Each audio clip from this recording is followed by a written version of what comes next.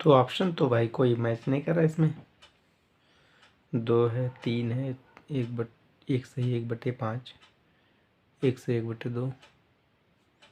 हमारा आ रहा है 4 सही 4/5। यानी हो सकता है ये ऑप्शन हमने गलत लिख दिया हो। यहाँ पे 4 सही 4/5 ऑप्शन होना चाहिए। हाँ तो ठीक है, ये ऑप्शन आपका सही है। बढ़ते हैं अपने नेक्स्ट क्वेश्चन पे। हम तो हमारा नेक्स्ट क्वेश्चन और सेशन का अंतिम क्वेश्चन है, देखते हैं। 120 मीटर लंबी एक रेलगाड़ी प्लेटफॉर्म पर खड़े एक व्यक्ति को पार करने में 10 सेकंड का समय लेती है, तो रेलगाड़ी की चाल ज्ञात करें।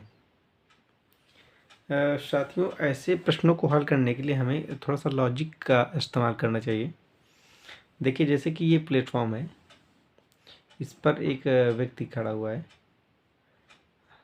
तो रेलगाड़ी आ रही है। अब चूंकि रेलगाड़ी छोटी होती नहीं, कुछ लंबाई में होती है ना, तो रेलगाड़ी की कुछ अपनी एक लंबाई होती होगी, तो उस व्यक्ति को पार करेगी। और पार भी कब करेगी, कब माना जाएगा, जब वो इस छोर से स्टार्ट करते हुए, मतलब इस छोर मान लीजिए आते आते यहाँ पर आती है और इस छोर से स्टार्ट करते हुए आगे बढ़ती है, तो जब ये वाला सिरा उसको पार कर जाएगा, तब माना जाएगा कि रेलगाड़ी ने उसे टोटली पार कर दिया है, पूरी तरह से पार कर लिया है।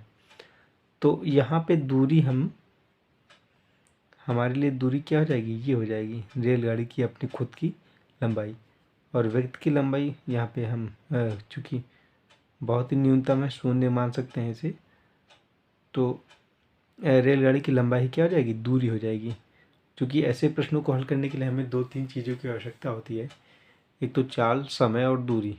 तो दूरी यहाँ पर चूँकि व्यक्ति को 0 मान लिया हमने, उसकी कोई लंबाई नहीं, लगभग 0 लंबाई है। और रेलगाड़ी की जो अपनी एक्चुअल लंबाई होती है, उस लंबाई को हम लोग दूरी मान लेते हैं और प्रश्नों को हल करते हैं।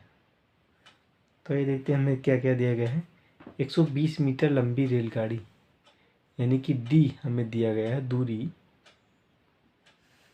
120 मीटर।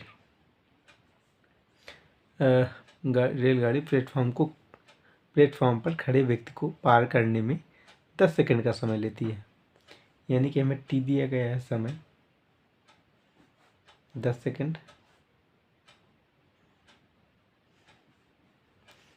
फिर आगे कह रहा है कि तो रेलगाड़ी की चाल ज्ञात करें, यानी स्पीड, हमें समय ज्ञात करना है, चाल ज्ञात करना है। हमें पता है कि चाल बराबर होता है दूरी बटे समय। चाल बराबर दूरी बटे समय।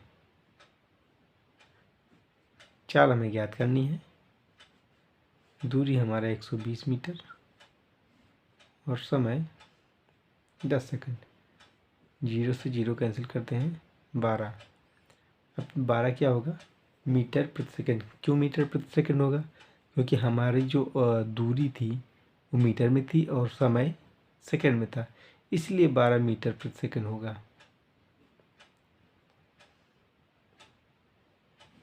यही हमारा आंसर हो जाएगा, यानी कि ऑप्शन नंबर 1 हमारा सही है। तो ये थे हमारे आज के कुछ प्रश्न जो मैथमेटिक्स से रिलेटेड थे। प्रश्न आपको कैसे लगे, प्रश्नों के हल आपको कैसे लगे, बिल्कुल हमें कमेंट सेक्शन में ज़रूर बताएं। और ये क्लास आपको कैसी लगती है, ये भी आप हमें कमेंट सेक्शन में ज़रूर से ज़रूर लिखें।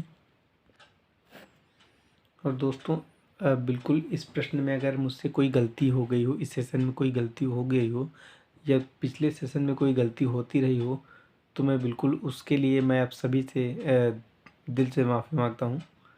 देखिए, गलतियाँ होती रहती हैं और मैं पूरी अपनी कोशिश करूँगा कि उस गलती को सतत सुधारने का अपना प्रयत्न जारी रखूँ। हर गलती से कुछ न कुछ सीखूँ और उसे अपने एक नए सेशन में कुछ बदलाव के रूप में आप सभी के सामने प्रस्तुत करूँ।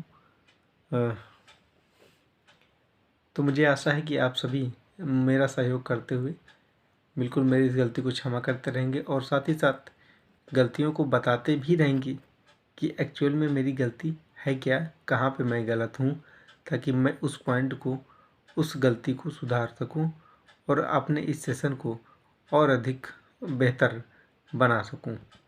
धन्यवाद।